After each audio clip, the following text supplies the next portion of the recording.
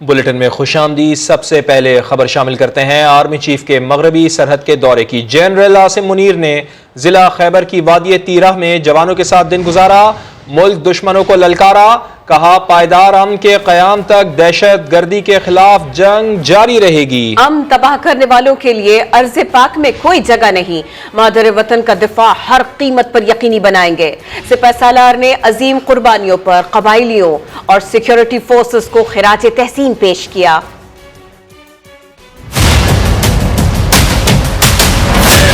Army chief general Syed Asim Munir पाक अफगान सरहद पर अगले मोर्चों पर पहुंच गए। जिला खैबर की वादी तीरा में अफसरान और जवानों के साथ दिन गुजारा।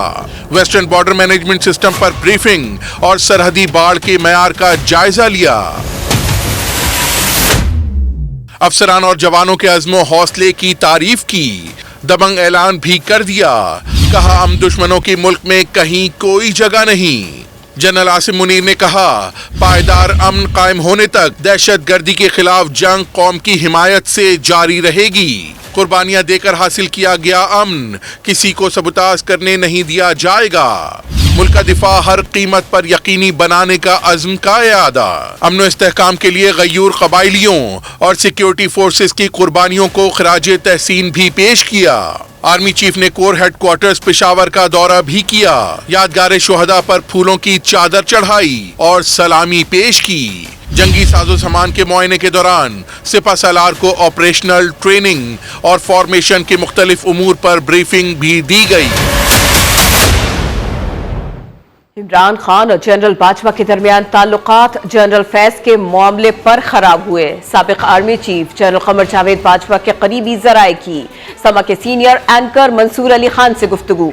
बताया इमरान खान के बारे में ये तासुर था कि वो मुल्क को बचा सकते हैं, लेकिन वक्त के साथ पता चला कि इमरान के पास टीम थी ना ही मसाइल का हल।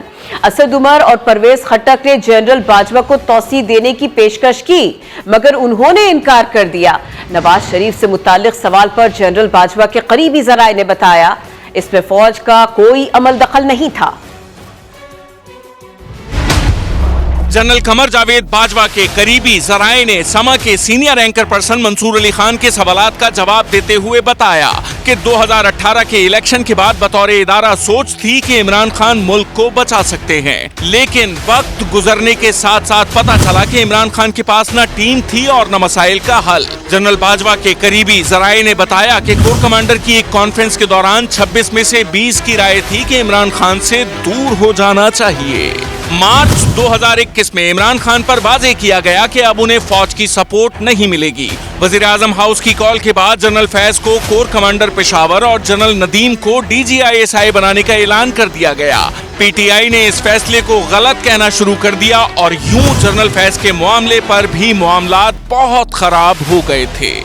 एक बात जो सामने आई उसमें यह है कि जनरल बाजवा इस वक्त काफी अफसुर्दा इस बात के ऊपर हैं कि इमरान खान साहब की जितनी इदारे की जानिब से मदद की गई, जितनी सपोर्ट उन्हें दी गई, इमरान खान साहब ने जो आगे से उसका बदला लिया है और जिस तरीके से आगे से रिस्पॉन्ड किया है वो इंतहाई अफसोसनाक है। बात यहाँ तक बढ़ गई कि जनरल बाजवा ने इमरान खान के पर्सनल सेक्रेटरी आजम खान को फोन करके बताया कि इमरान खान से कह दें कि आज मेरा बतौर आर्मी चीफ आखिरी दिन है। करीबी जराए ने बताया कि जनरल बाजवा को मुद्दत मुलाजमत में दूसरी बार तौसी का मीडिया से पता चला था। असद उमर और परवेज खट्टक ने फोन करके एक्सटेंशन लेने को कहा, लेकिन उन्होंने इनकार कर दिया। नवाज शरीफ से मुताल्लिक सवाल पर जनरल बाजवा के करीबी जराए ने बताया कि इसमें फौज का कोई अमल दखल नहीं था, ये मामला अदालतों के रहमो करम पर छोड़ दिया गया था। जनरल बाजवा के करीबी जराए ने यह भी बताया कि आलमी रहनुमाओं से मुलाकातों के दौरान इमरान खान सिर्फ अपनी तशहीर किया करते थे, वो भूल जाया करते थे कि पाकिस्तान की नुमाइंदगी कर रहे हैं। सीनियर सहाफ़ी अरशद शरीफ के कत्ल का मुकदमा सुप्रीम कोर्ट के हुक्म पर तकरीबन 1.5 माह बाद इस्लामाबाद के थाना रमना में दर्ज कर लिया गया है। सरकारी मुद्दत में दर्ज FIR में 3 मुल्ज़िमान वक़ार अहमद, खुर्रम अहमद और तारिक वसी को नामजद किया गया है। तीनों मुल्ज़िमान का ताल्लुक़ कराची से है और अरशद शरीफ कीनिया में इन्हीं लोगों के साथ थे। इंदराज मुकदमा का हुक्म सुप्रीम कोर्ट के 5 रुकनी लार्जर बेंच ने अस खुद नोटिस की समाअत के दौरान दिया था। अदालत ने कीनिया में मुकदमा दर्ज होने या ना होने से मुताल्लिक़ जवाब भी तलब किया था।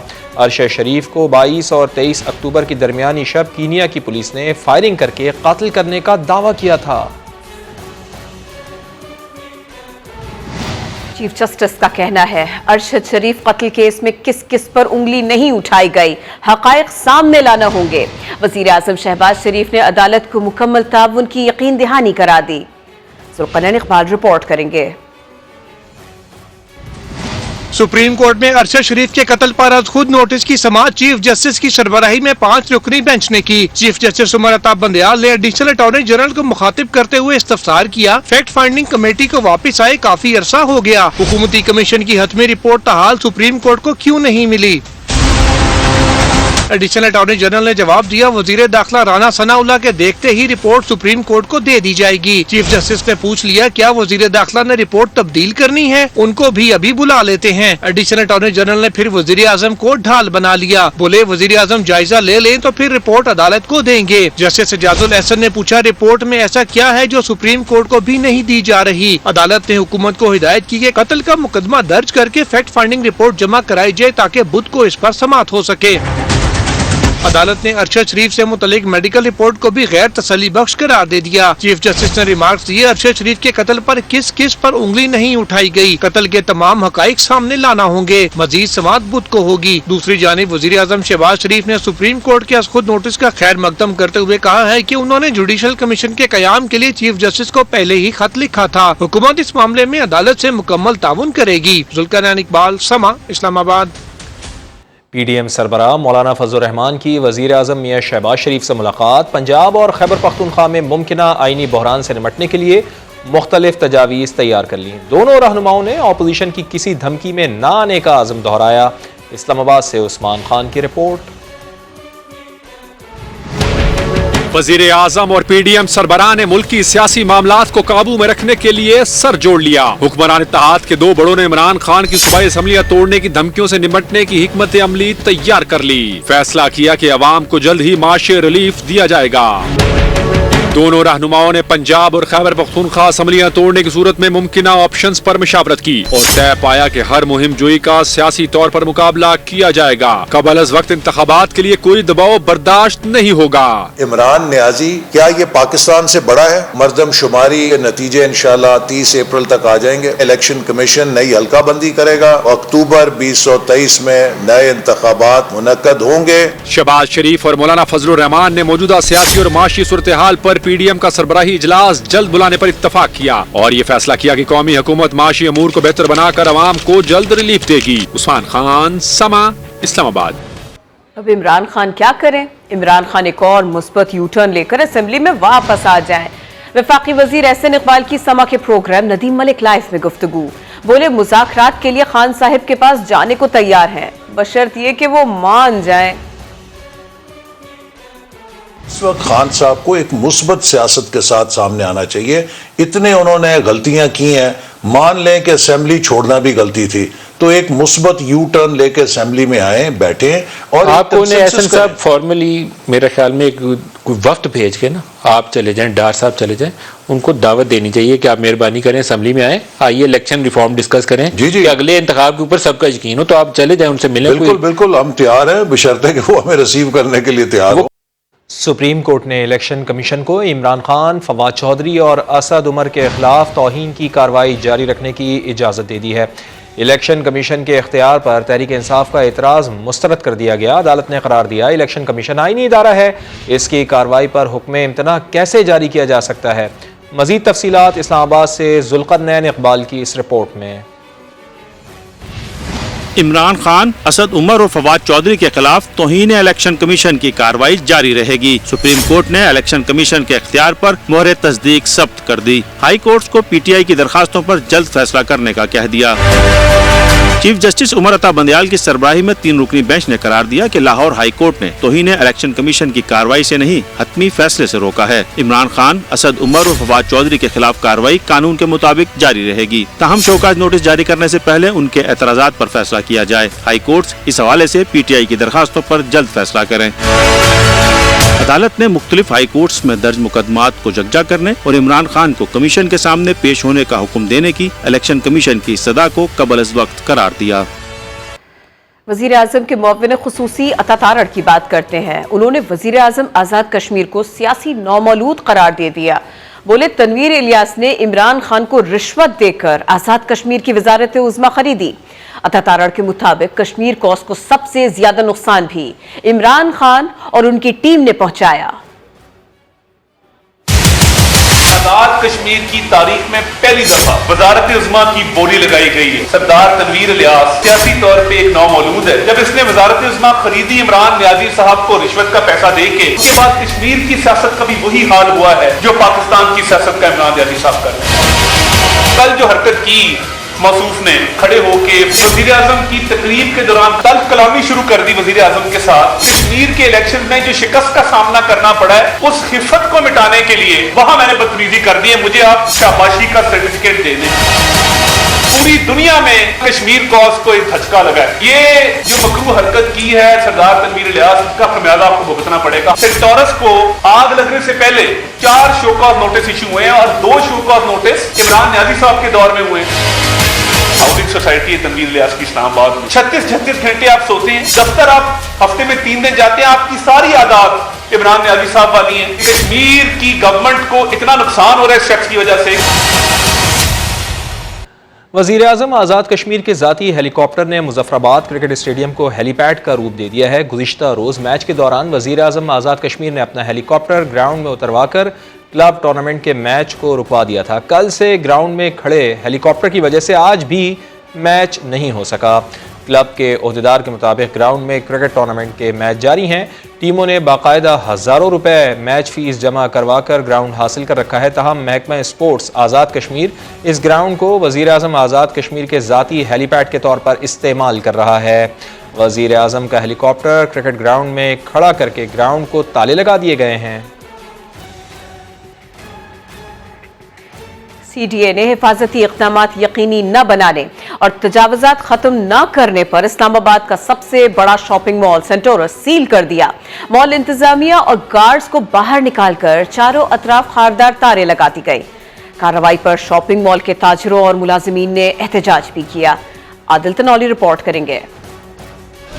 CDA ने हिफाजती इक़दामात यकीनी न बनाने पर रात गए सेंटोरस मॉल को एक बार फिर सील कर दिया। मॉल के अतराफ खारदार तारें लगा दी, पुलिस की नफरी भी तैनात। CDA बिल्डिंग कंट्रोल की तरफ से जारी किए गए नोटिस में कहा गया है कि सेंटोरस इंतजामिया ने फायर सेफ्टी के कोई इक़दामात नहीं किए। CDA हुक्काम के मुताबिक सेंटोरस मॉल इंतजामिया ने बिल्डिंग रेगुलेशंस की खिलाफ वर्जी की। पार्किंग के लिए मुख्तस बेसमेंट में भी दफातर कायम कर रखे हैं। नोटिस के बावजूद तजावुज़ात नहीं हटाई गयी। शाम को CDA ने सेंटोरस मॉल को जुज़वी तौर पर खोल तो दिया है, ताहम शोबा बिल्डिंग कंट्रोल ने वाज़ेह किया है कि बेसमेंट समेत शॉपिंग मॉल के गैर कानूनी हिस्से बदस्तूर सील रहेंगे।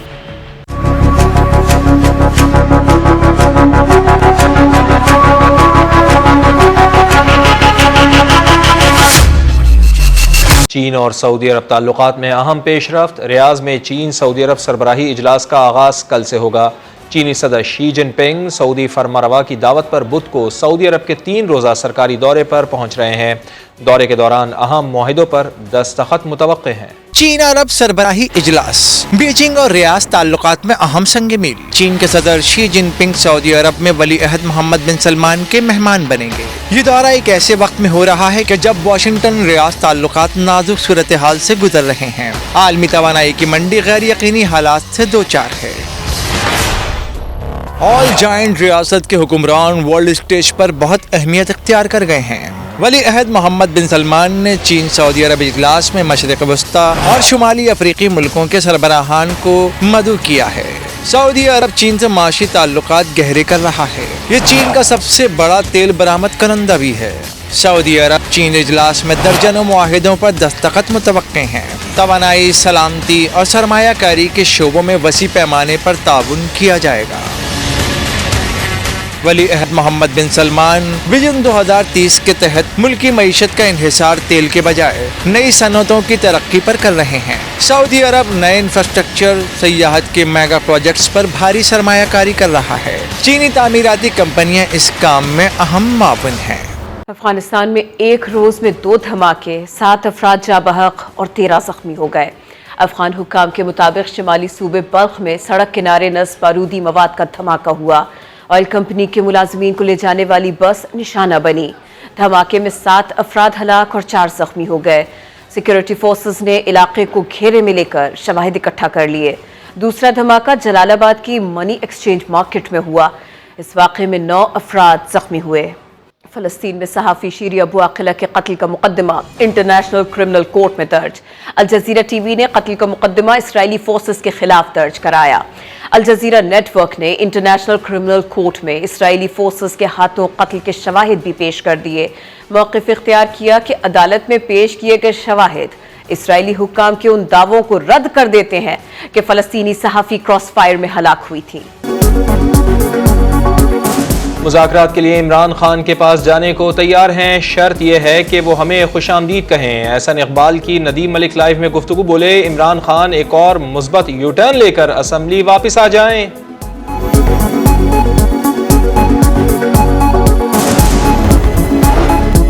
और वज़ीर आज़म शहबाज शरीफ का बाबरी मस्जिद के 30वें यौम इन्हदाम पर ट्वीट लिखा, हिंदू इंतहा पसंदों ने भारतीय मुसलमानों और दीगर अक़लियतों का जीना मुश्किल बना दिया है। दुनिया को भारत में बढ़ती हुई मजहबी मुनाफरत का नोटिस लेना चाहिए।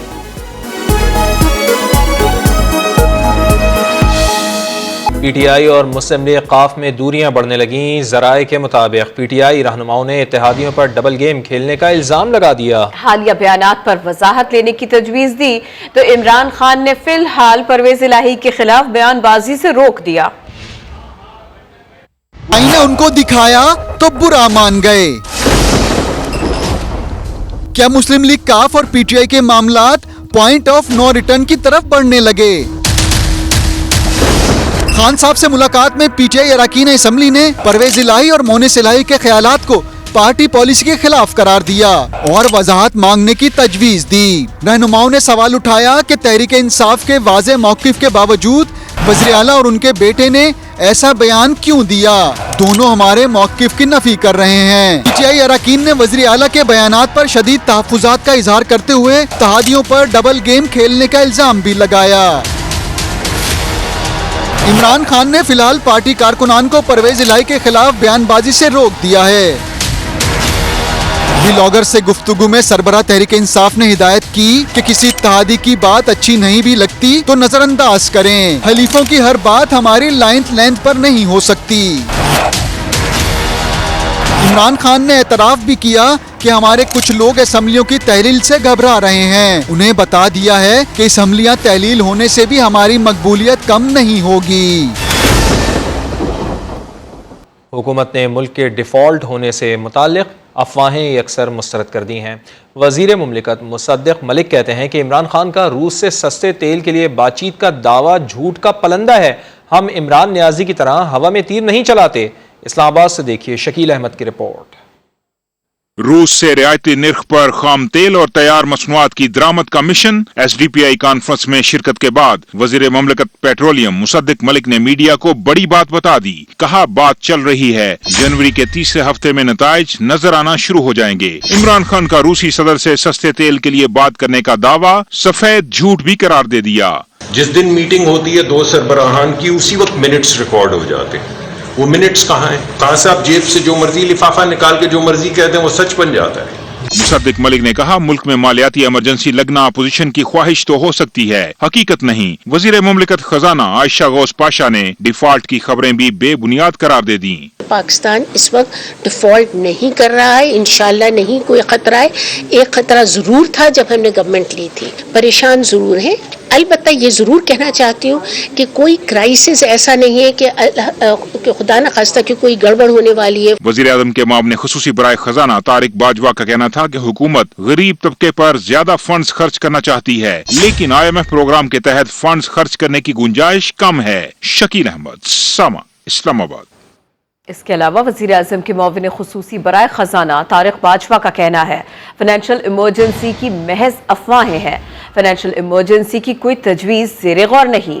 उनका कहना था कि सैलाब से बहुत तबाही हुई है, बहाली मंसूबे तरजीह हैं, मुश्किलात के बावजूद IMF प्रोग्राम के अहदाफ हासिल कर लेंगे।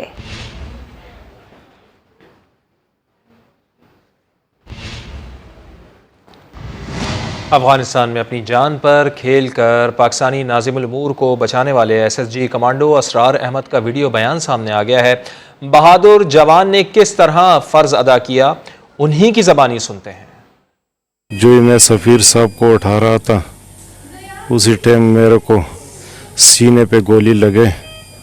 मैंने एक हाथ सीने पे रखा और दूसरे हाथ को सफ़ीर साहब को खींच रहा था।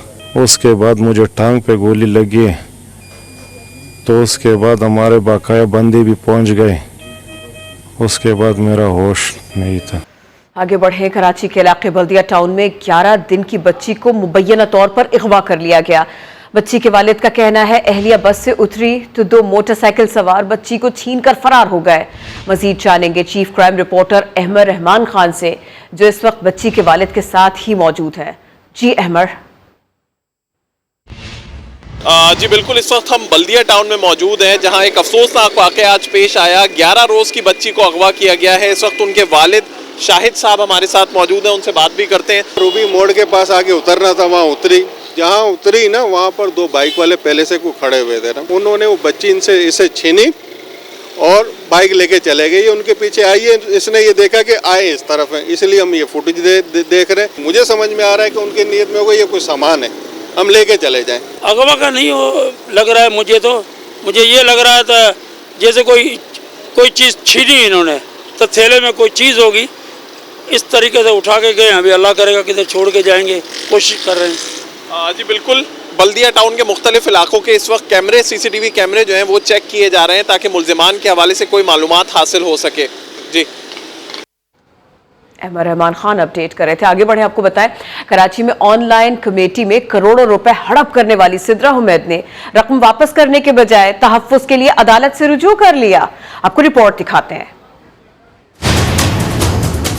कराची में ऑनलाइन कमेटी का स्कैंडल, खवातीन के करोड़ों रुपए निकल गया। 100 से जायद कमेटियों के नेटवर्क में लोगों की जमा पूंजी डूब गई, लेकिन कमेटी डालने वाली खातून सिद्रा हुमैद ने मुतासिरीन की रकम वापस करने के बजाय सेशन कोर्ट में प्रोटेक्शन ऑर्डर की दरख्वास्त जमा करा दी है। दरख्वास्त में कहा गया है कि लोग घर पर आकर धमका रहे थे, जिसकी वजह से घर छोड़ दिया है, जिस पर अदालत ने SHO शारा फैसल से जवाब मांग लिया है। जबकि ऑनलाइन कमेटी स्कैंडल की मुतासिरा 7 खवातीन ने सिद्रा के खिलाफ पुलिस के ईस्ट जोन कंप्लेंट सेल में दरख्वास्त से जमा करा दी हैं। सिद्रा हुमैद नामी खातून ने 7 साल पहले 5 कमेटियों से ऑनलाइन कमेटी का आगाज किया था, जो कराची भर में व्हाट्सएप ग्रुप्स की शक्ल में 117 कमेटियों तक जा पहुंचा। खवातीन अपनी जमा पूंजी 2 निजी बैंक्स के अकाउंट्स में जमा करवाया करती थी, जो सिद्रा और हुमैद इब्राहिम के नाम पर था। लेकिन फिर अचानक 27 नवंबर को सिद्रा ने अपने फेसबुक अकाउंट पर कमेटी डालने वाली तमाम खवातीन से माजरत की और लिखा कि वो अब किसी के पैसे वापस नहीं कर सकेगी, लेकिन वो भाग नहीं रही, बस उसे कुछ वक्त चाहिए। लेकिन मुतासिरा खवातीन ने सिद्रा नामी खातून के खिलाफ कानूनी कार्रवाई का फैसला कर लिया है। अहमर रहमान खान, समा, कराची। और अब से कुछ देर बाद चांद ऐन खाना काबा के ऊपर होगा। ये रूह परवर मंजर पाकिस्तानी वक्त के मुताबिक आज रात 10:06 पर देखा जा सकेगा। माहिरीन फलकियात के मुताबिक चांद की ऊंचाई 89.5 होगी, जबकि चांद का 98% हिस्सा रोशन होगा।